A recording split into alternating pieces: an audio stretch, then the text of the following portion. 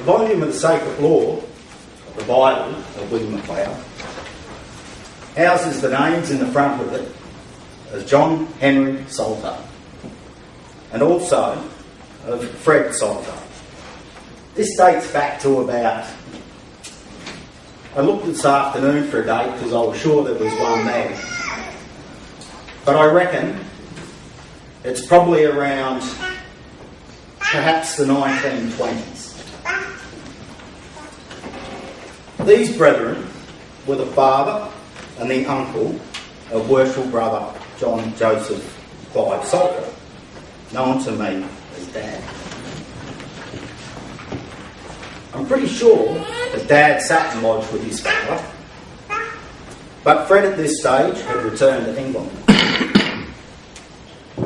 Dad sat in the chair of King Solomon, where Angus McMillan sits today, and he did that twice in his Masonic career.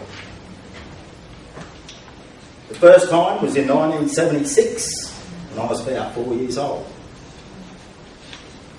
This was 53 years after his father sat in the same chair of King Solomon, of William MacLeod. I stand up here because I know this is where Dad used to like to stand when we did a first degree. Behind here is what we call the first degree tracing board. It's a charge of about 15 pages. And my old man knew them word for word. No way I could. In Dad's last days, I read him that charge, and he was moaning and groaning at me. I don't know if he was telling me to stop because I was wrecking his charge, or if he was saying, keep going, I'm enjoying it.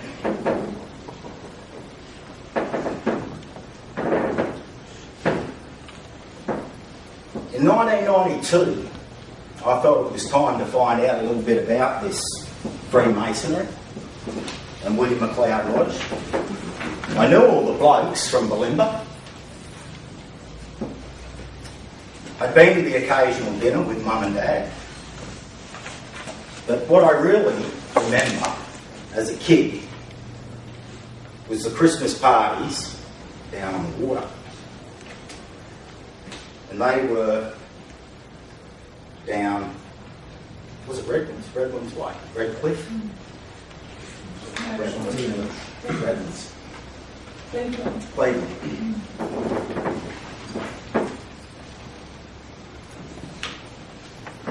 So in 1992, I joined Freemasonry. Dad never told me that he was proud of me for joining. But I know in 2002, when he placed me into that chair at King Solomon as my installing master, I know. It was the same year that my son was born. And I knew then that he was proud.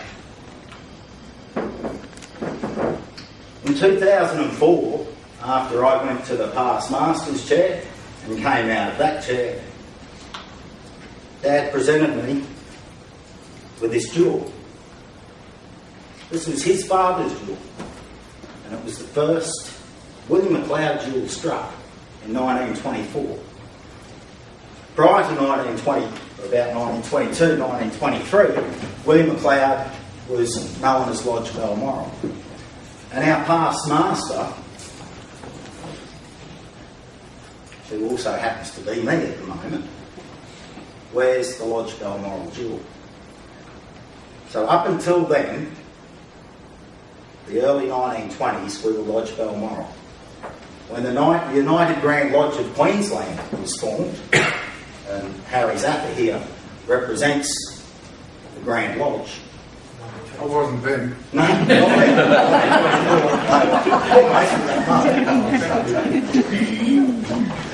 There were two Lodge Balmorals, one being up in Townsville and the other one being here in Brisbane.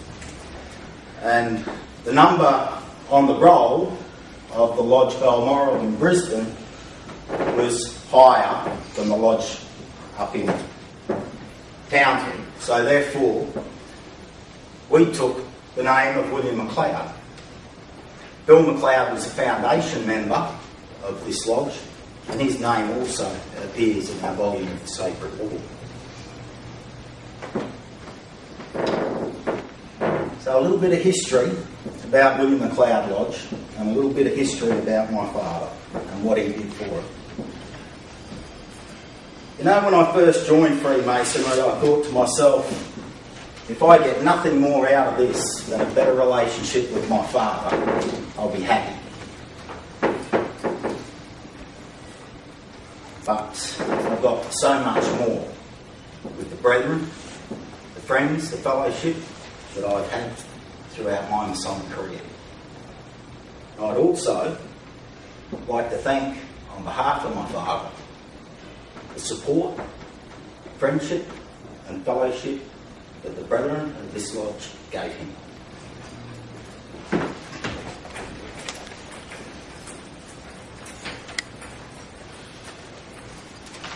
Rest in peace, brother. Now I'd call on Worship Brother Dennis Birchall. A little bit of history about John.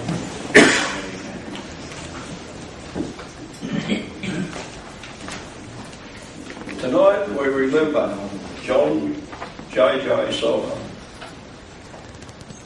John and I have a lot in common. We were both Bulimba boys, born and raised in this fine suburb. I have lived on Bulimba now for 81 years, and John spent most, except for the last couple of years, in the same suburb. We were both sons of Masons. We both went to Bulimba State School, and we both became electricians. In 1945, following the death of my father, I went to live with my uncle at 41 Shakespeare Street, and John lived over the road at number 38, so we were neighbours. During my 11 years residence at 41 Shakespeare Street, I got to know John's mother and father quite well, and I found them to be a wonderful couple. When I moved one street up to Wordsworth Street, then John became my back neighbour. In just over 2 years' time, this lodge will celebrate its centenary year. And in its 98 years' existence, the Salter name has been part of this lodge for 91 of those years. John's father being a member for 59, 25 years as secretary. John himself was a member for 43 years. And now Matthew is carrying on the family tradition, hopefully for many years to come. And waiting in the wings is Matthew's son Bailey, set to maintain the Salter dynasty. I felt honoured and proud when John approached me in 1975 and asked me to be his proposer to join William McLeod Lodge. It is your duty as a Freemason to only propose a candidate into the craft if you feel that he has all the qualifications to make him a good citizen. In this respect, I have no hesitation in being his sponsor. He has justified my judgment 100 times over. And in conclusion, let me say, knowing John has made me a better person, the lodge a better place to be, and to all you gathered here tonight, all the richer for having known him.